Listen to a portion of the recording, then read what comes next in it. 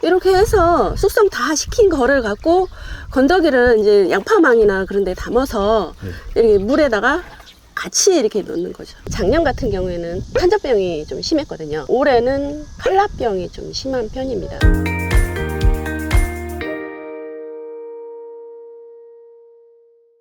안녕하세요. 강진 그랑깨 그라제 농장 고추 재배하고 있는 이문하입니다. 귀농한 지 만 8년차 들어가고요. 고추 거의 1000평가량 되고요. 지금 현 여기는 한 600평 정도 되고요.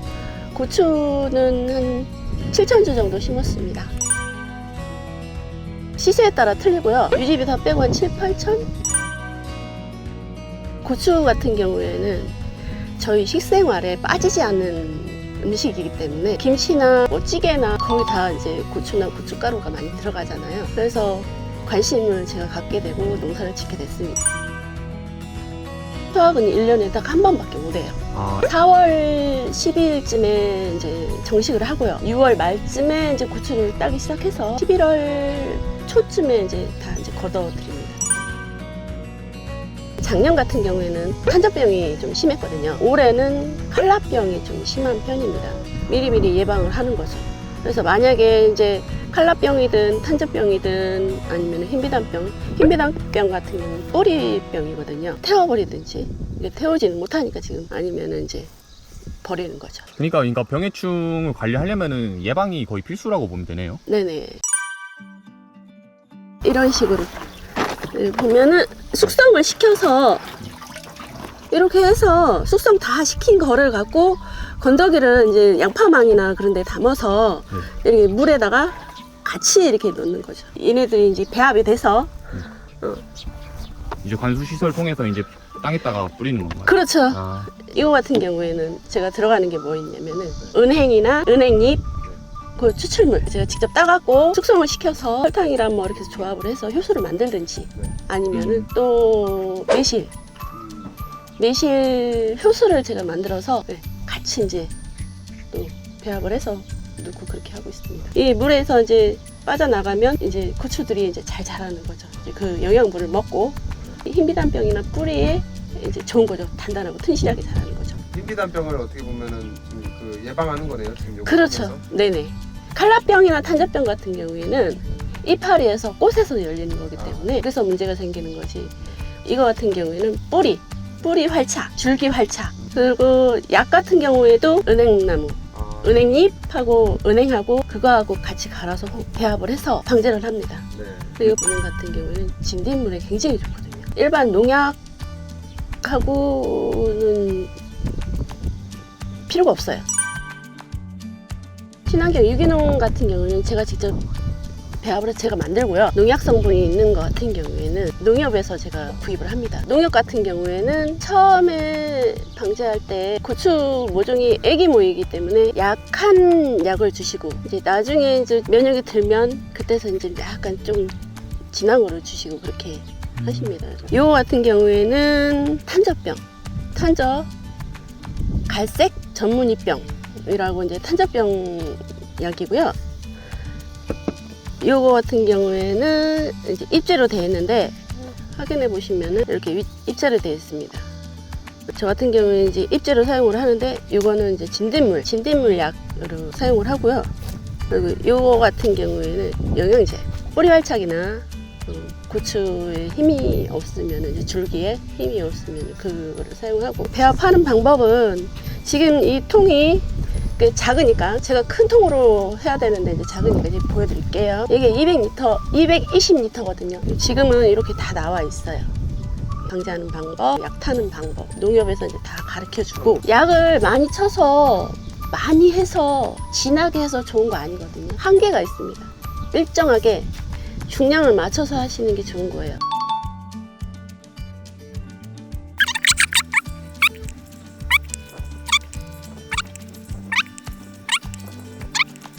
이렇게 넣으시고 이건 진딧물 약이고 그 다음 이거는 탄저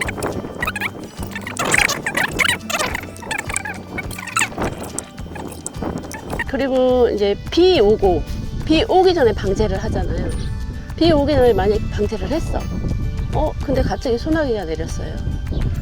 근데 방제를 했는데 소나기가 내리면은 도루묵이 돼버리잖아요. 약을 쳤는데 기껏 약을 쳤는데 그럴 때는 저 같은 전착제는 뭐냐면은 코팅을 하는 거죠. 비가 와도 쓸려 내려가지 않는 거지. 근데 이거 같은 경우에는 많이 쓰지 않으시는 게 좋아요. 이 약을 이제 다 탔잖아요. 다 타고 나면은 이제 이거를 희석을 하잖아요. 이제 분사기로 이제 희석을 해요. 그때 이제 마지막으로 넣는 거예요. 희석하고 나서. 그렇죠. 자, 약 치시는 거 지금 보면은 아래 위로 훑으면서 약을 쳐요. 이렇게 해야지 꽃과 이파리에 약을 충분히 먹기 때문에 병해충의 예방이 됩니다. 병 같은 경우에는 뿌리 흰미단병에서 그 병이 딱 걸리면 뿌리 자체에서 문제가 있는 거거든요. 모두 다 이제 곰팡이병이 싹 걸려서 다 죽어버려요. 네, 필요가 없죠. 그래서 뿌리 흰미단병과 역병과 고추 이제 꽃이 피면 총채, 담배나방, 그리고 이제 진딧물 그런 거로 제가 방제를 하고 있습니다. 주기는 일주일에 한 번이나 아니면 열흘에 한 번. 왜냐면 이제 처음에 이제 첫 고추를 따시잖아요. 고추를 만졌기 때문에 그냥 놔두시면 병이 와요. 어떤 야채나 마찬가지로 내가 손을 잡으면은 만지면은 병은 옵니다. 그래서 다 따고 나면은 약을 치는 거죠. 수확을 한 다음에 치고, 그러니까 열흘 있다가 다시 이제 고추 작업을 하고 그 다음에 또 치고 그런 식으로 하는 거죠.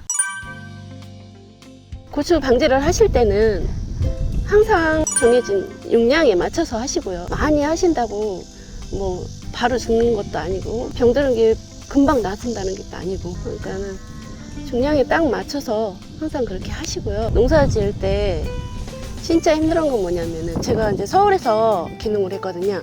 저도 이제 몸도 안 좋고 저희 신랑도 몸도 안 좋고 그래서 그래도 이제 시골 가면은 좀 편하겠구나라는 생각을 했는데 서울에 살 때보다는 훨씬 몇 배는 더 힘들더라고요. 하지만 육체적으로 힘들지만 정신적으로는 너무 편했어요. 아픈 몸도 다 나섰고, 처음에 진짜 제가 엄청 힘들었던 게 뭐냐면은 저는 돈도 안 갖고 내려왔습니다. 무일푼으로 왔지만 그게 진짜 힘들었습니다. 제가 처음에 기농센터에 많이 갔습니다. 개조센터도 지금도 자주 가서 여쭤보고 왜 이게 문제가 있는지 그런 거 여쭤보고 그렇게 해서 좀 이제 배우고 했지만은 제일 편한 거 동네 분들, 어르신들한테 무조건 물어봤어요. 가르쳐 달라고 그래요. 시골 분들 같은 경우에는 아는 척 하는 걸 굉장히 좋아하시고 인사성 가는 걸 되게 좋아하시거든요. 근데 저도 마찬가지로 도시에서 살면서 옆집에 누가 사는지도 아무도 모르잖아요. 근데 이제 시골 같은 경우는 옆집에 누가 사는지, 누구 댁에 살고 누가 사는지 다 아니까 기농하실 예비 분들께서는 마음을 열고 지금 현재가 중요하니까 그렇게 사셨으면 좋겠습니다. 알겠습니다. 대표님 앞으로 고추 농사 더 많이 번창하시길 바라면서 마치겠습니다. 네, 감사합니다. 네, 감사합니다.